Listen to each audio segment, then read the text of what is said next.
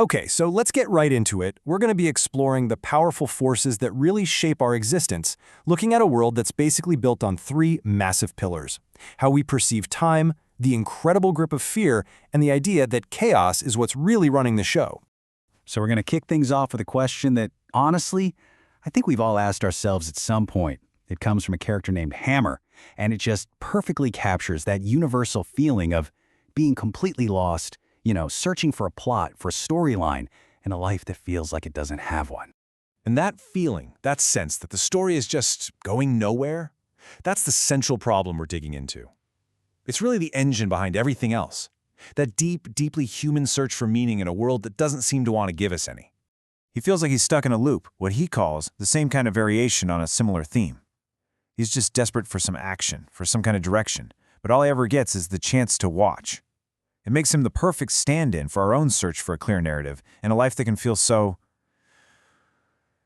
repetitive. So, where does this feeling of being lost even come from? Well, a huge part of it is the first major force we're going to talk about: time itself. And believe me, it's not portrayed as some simple ticking clock. Oh no, it's something way more menacing. For a character they call the Assassin, time, or chronos, isn't this neat straight line we're all traveling on. It's a force you can actually feel, a cold, raging, fiery inferno that just seeps right into your mind. It's this constant, terrifying present that is always, always haunted by the past. This isn't just about memory, it's a living, breathing dread.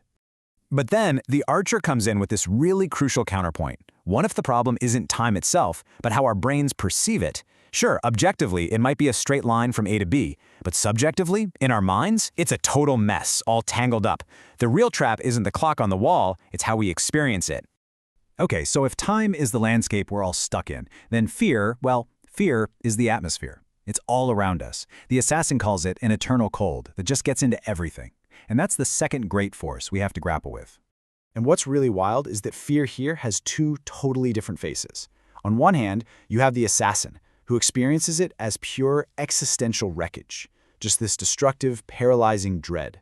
But then Knight B flips the script. He sees fear as a biological function, a tool our brain uses to keep us alive, even when staying alive seems like the most irrational choice you could possibly make.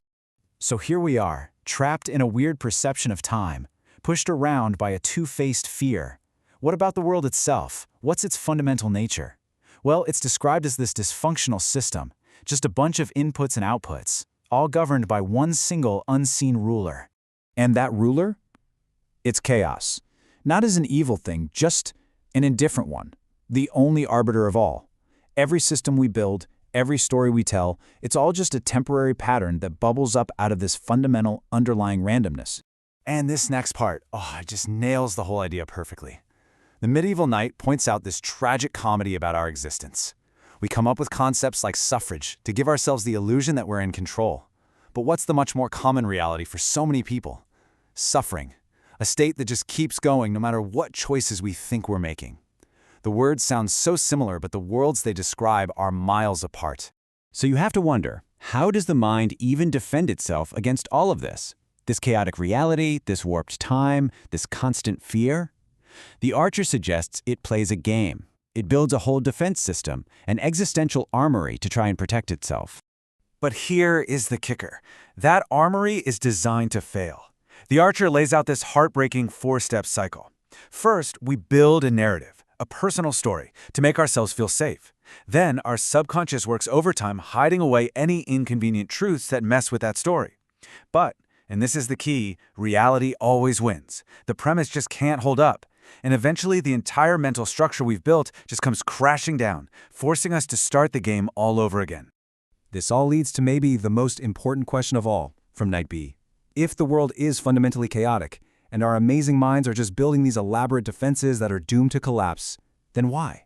What is the point of having these incredibly complex, self-deluding brains in the first place? We don't really get a comforting answer. Instead, we're left with the Archer's haunting suggestion that maybe the entire point of this complex, painful, beautiful, terrifying thing we call consciousness is just this. It's a tool we developed because the fear of what's coming next, no matter how bad, is still a little more bearable than the fear of absolute nothingness.